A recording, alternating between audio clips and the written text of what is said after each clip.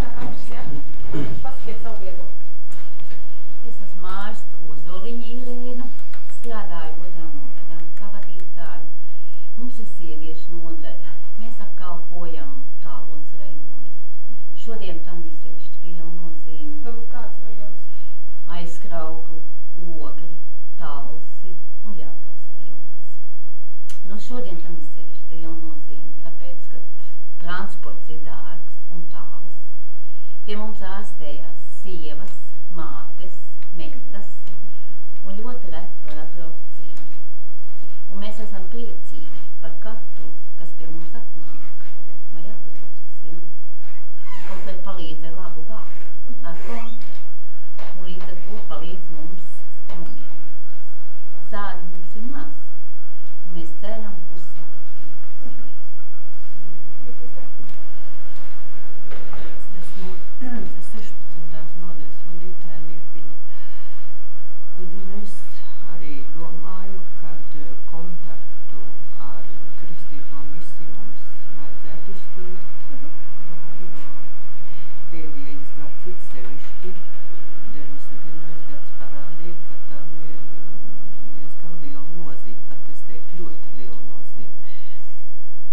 Slimnieki ļoti labprāt piedalās koncertos un tāpat ļoti labprāt klausās Dievu vārdus.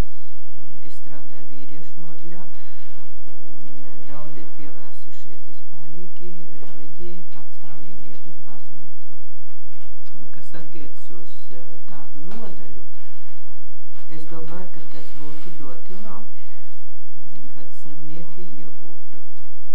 Patreiz tiešām mums ir ļoti grūts stāvoklis ar medikamentiem un tāpat ar to, kad slimnieki brauc no rajona, jo mūsu nodaļā liek Jelgavu un Bauskas rajonu. Jelgavnieki vēl var atnākt, bet Bauskas piederīgie nemaz nevar gandrīz ierasties, jo šeit satiksme ļoti slikta. Tā kā, zināt, reliģiskie koncerti un dievvārdi mums tiešām būtu diezgan svētīgi patreiz šeit periodā. Paldies.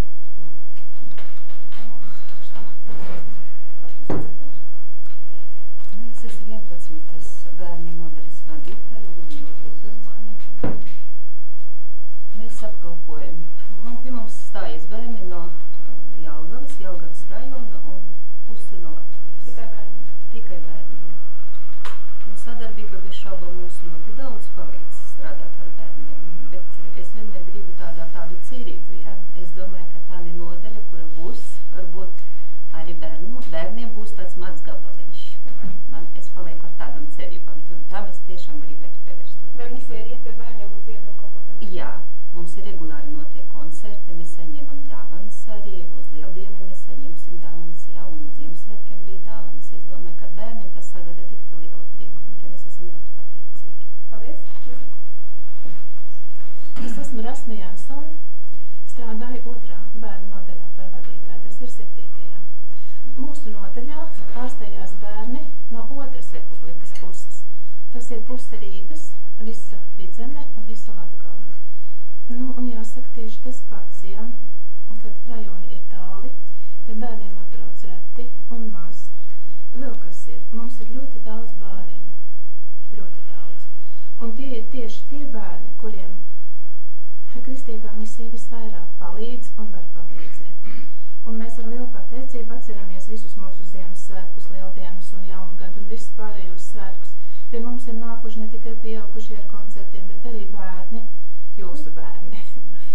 Un mūsu bērni, viņas vienmēr ir ļoti sirsnīgi sagaidījuši un pat centušies no savas puses kaut ko sniegt. Tātad visi ir apmierināti un priecīgi? Visi ir apmierināti un priecīgi. Es Ādamsons Jānis ārsts, 12. nodaļas vadītājs, apkalpoju Bobals un Rīgas rajonu.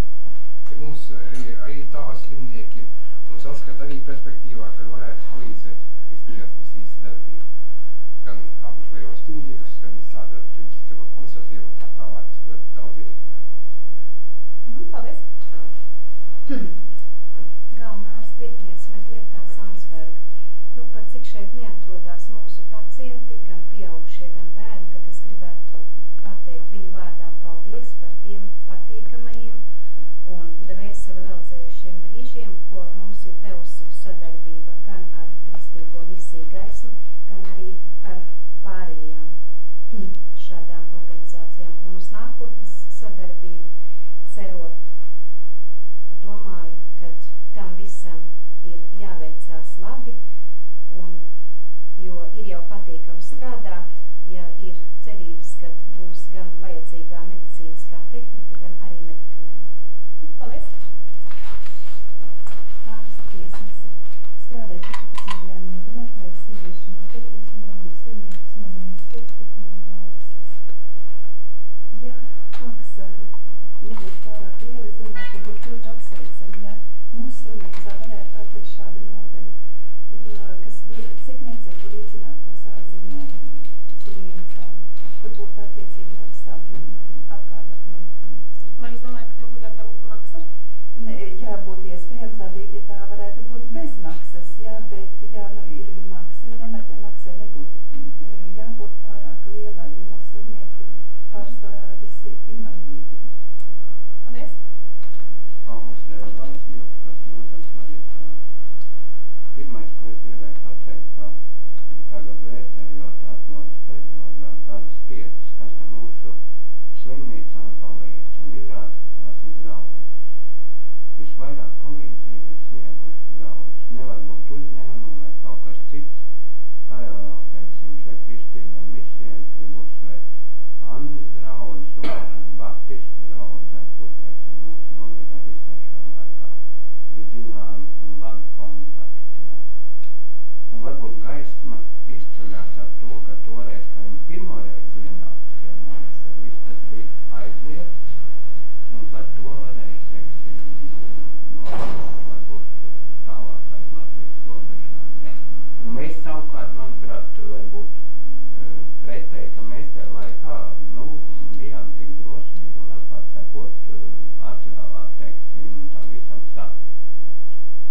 Šeit es saskatu kā ārsts, ja, vēl vienu momentu, kas ir noticis un kas ir ļoti labi. Ja. Mums ir dažādas pakāpes slimnieki.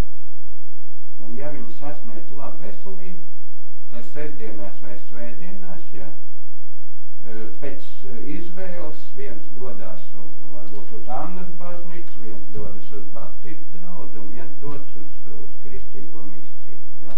Tā kā es domāju, ka tas ir viens no tādiem, varētu teikt, tādiem brīvas izvēles momentiem. Ja. Tagad par nākotni, ko es gribu pateikt. Es domāju, viss izšķir dabīgi, ka šai situācijai izšķir zināmā mērā visvairāk griba un materiāli līdzekļi. Manuprāt, jātaisa ir viens konkrēts, tiešām tā varētu būt nodaļa, ja? Es domāju, noteikti bez maksas, un paralēli viņam varētu būt aprūps, teiksim, šeit atjaunots aprūps nams, jo ir ļoti daudz psihiskie slimnieki invalīdi, ja? Kuriem īsti nav kur dēties. Ja? Man neuztrauc, ka šo vienu nodaļu, teiksim, attīstīs. Es domāju, tas ir ļoti labi, jo radīsies nākošās programmas un slimnīcai plaša sadarbība un nākošā veiks nākošo. Es domāju, katrā ziņā, ka ļoti mērķiecīgi galvenais koncentrēt visu to kopdarbību, teiksim, noteiktā.